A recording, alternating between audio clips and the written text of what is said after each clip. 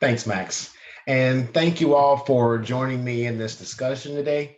The objective of my talk is to talk a little bit about industrial automation, is to talk about what industrial automation and emerging technologies such as artificial intelligence and machine learning is, talk about what they are not, and talk about their role within the future of work within within distribution and transportation industries. So, just to provide you with a little more background of myself, I am Justin Golston. I am a professor of project and supply chain management at Penn State University. I have worked with a number of institutions in developing programs such as in the areas of supply chain management, operations management, industrial automation. And I work with the government within the United States to use emerging technologies to do what the goal is to democratize technology. Given that I primarily work with small and medium distributors, some of those distributors do not have the capital, they do not have the resources to implement or adopt these emerging technologies. So we're looking to assist organizations in developing these technologies so that they're available for everyone. So I'm also doing research to and working with other governments to say how is this transferable to other countries? How is this transferable to the APAC region? So the goal is to democratize technology and to provide these emerging technologies such as artificial intelligence, machine learning, and blockchain to distributors around the world. So as we go into these technologies, as we enter into the rise of the machines, as I call it, there was a study that was put out in early 2020, pre-COVID, and it asked a number of respondents what technological initiatives are you looking to adopt in 2020, and it was the highest noted area was IT automation, followed by artificial intelligence and the Internet of Things. This does include the transportation industry. That also includes the distribution industry.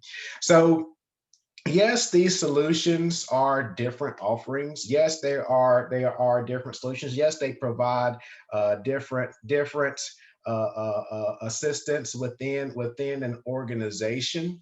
But in combining all of these solutions, we get to what I refer to as integrated intelligent automation.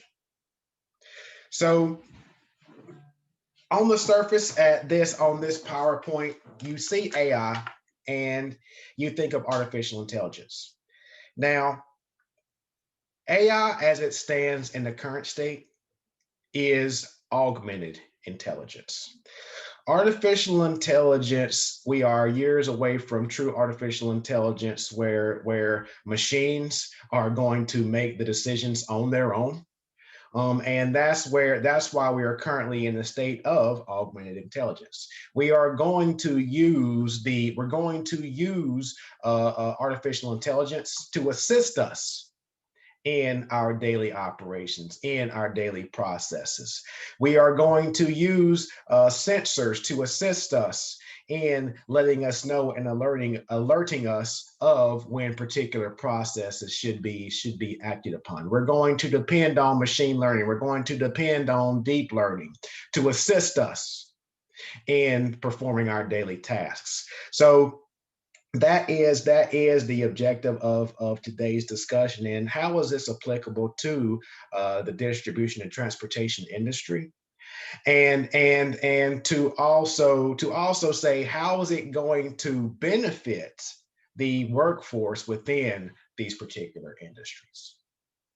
So as we start at the lowest level, so there is essentially a maturity to this. There is a maturity, if you will, to this, and it begins with business process automation. So some of you may already have some level of business process automation within your organization. So if you have workflows within your WMS applications or your TMS applications or your ERP systems, that is a form of business process automation. If you are able to map and automatically send out invoices, if you're able to map and automatically send out purchasing approvals under a particular threshold, that is considered business process automation. And so business process automation is what I would refer to as the lowest level of automation, in that you kind of set up scripts, you set up what we refer to as workflows to say, okay, once A happens and it's below this particular criteria, perform this process. And business process automation is very helpful for those repetitive processes within distribution and logistics. So business process automation can provide organizations with a lot of benefits, in that it can reduce the amount of errors within a facility. It can improve the flexibility and the scalability within an organization. And most importantly, from a people perspective, it takes those individuals that usually perform those daily tasks to transition to more meaningful, more valuable, more innovative tasks. So it's going to empower those employees. Some of the examples from an Amazon's perspective is the auto scanning, of boxes in a distribution center, the put away of products within a distribution center, the sorting of products within a distribution center. So again, it's those repetitive tasks that humans used to do. Now it can also be augmented, where the robotics can do the sorting for the heavy products. The robotics can do the scanning of the products that are higher on in a particular area. So again, it can be that augmented intelligence. So again, that's one process, and one use case is what Amazon's doing from a business process automation perspective. Now, I know I did talk about robots and robotic process, but the difference between business process automation and robotic process automation is that robotic process automation will provide you with more advanced tasks. It's going to introduce you to machine learning. It's going to have that lower level artificial intelligence that come into play, where there is going to have to be some kind of decisions that take place in order for that robot to perform that task or activity. So some examples of robotic process automation within the industry is drones. Drones. So the implementation of drones have increased within the industry. Walmart has adopted drones within their distribution centers, where the drones can receive a feed from the enterprise resource planning application, and they can go perform cycle counts. And again, this is going to benefit Walmart. Is going to benefit the workforce, in that now we're creating safer work environments in our distribution centers.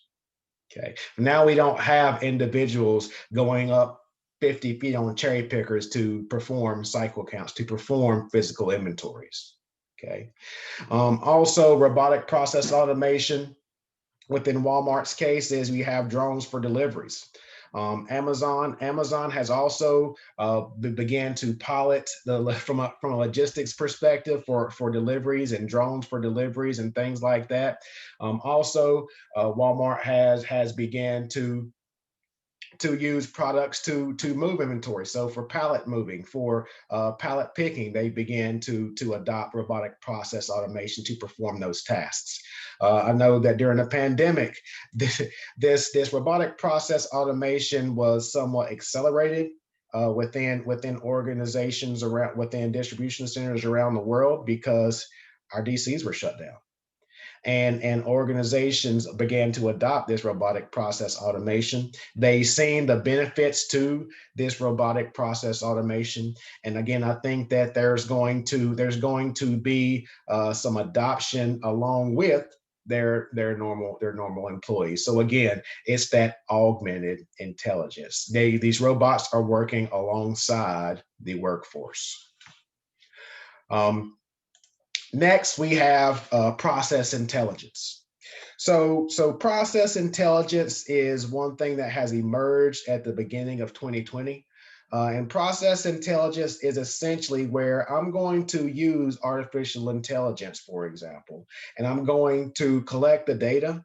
And I have established processes within my ERP application, but process intelligence will look at the outliers. It will look at the discrepancies, and it will either perform those adjustments from a process perspective, or it's going to alert you to say, oh, this process is documented this way, but it was processed this way 70% of the time. So artificial intelligence again is tracking that information. It has algorithms built in to identify any kind of differences and alert the decision maker on those differences. And then if that decision maker does accept those adjustments, now the process changes. Now, process intelligence is very important as the baby boomers began to leave the distribution industry. As the baby boomers began to leave the transportation industry, this process intelligence can begin to build out those processes automatically within your ERP application, and now that becomes your training manual for your new employees. Carrefour has began to use AI for process intelligence to track those processes within those organizations, and that way they're able to again establish those processes, create training documentation, create their own kind of videos or education. So you can essentially create classes with this process intelligence tool, where that can be a part of the employee's onboarding. And again, that process can be tracked by this tool, by this PI tool. And that is how you establish processes within your organization, as that is a gap within distribution organizations as well as transportation organizations, is a lack of documented processes. Now, process intelligence will do it for you. Now, process intelligence actually establishes that true process. So as we're wrapping up, there's also additional use cases for intelligent integrated automation within the transportation industry, where there's organizations called LoadTap that are creating, they are looking for they're using predictive analytics and machine learning to identify or predict capacity matches based on the truck's route. Also, they're looking at predictive analytics to identify lane analysis for trucks. So if I do have third-party carriers, if I do have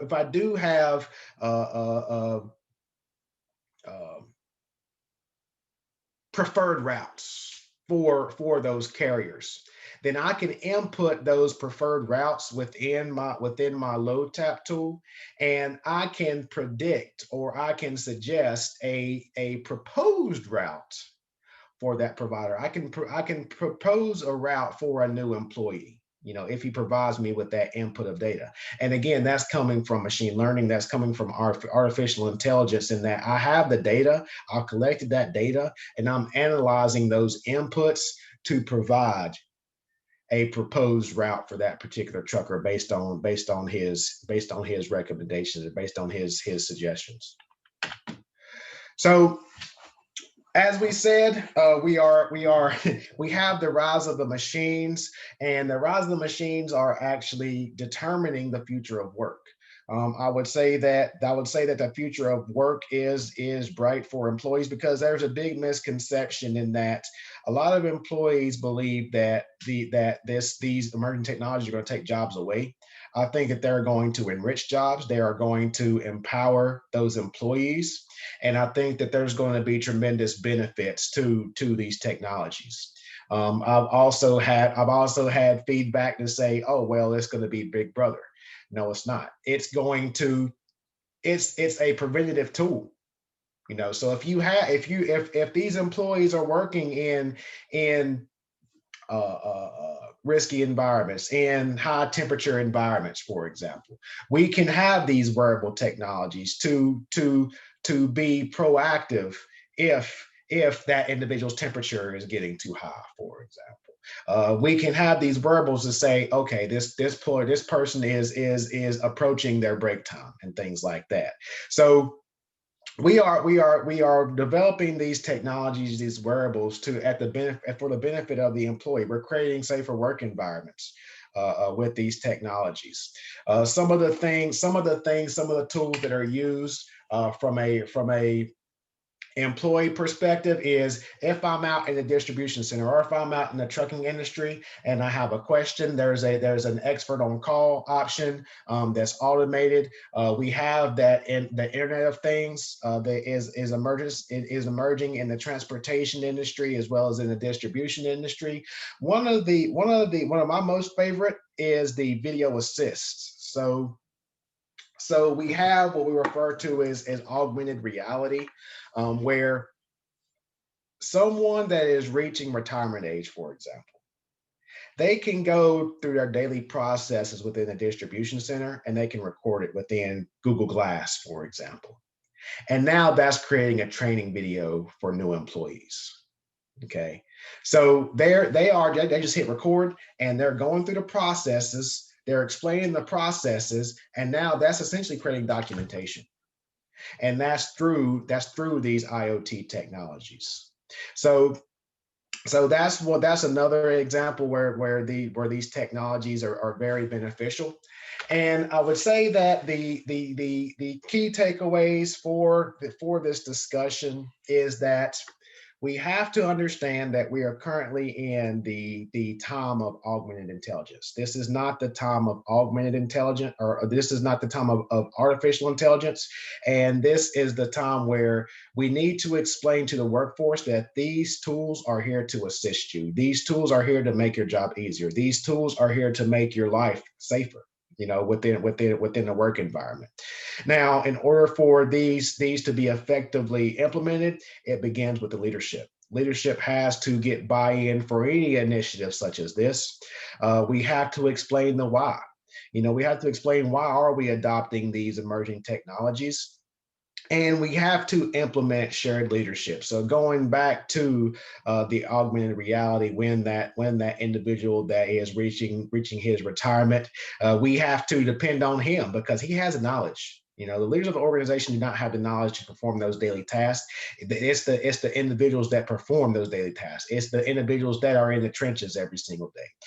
So we have to implement a shared leadership approach in order to get buy-in for the workforce to adopt these technologies. So thank you for your time, and I can be contacted on LinkedIn, or I can be reached at jlg566@psu.edu.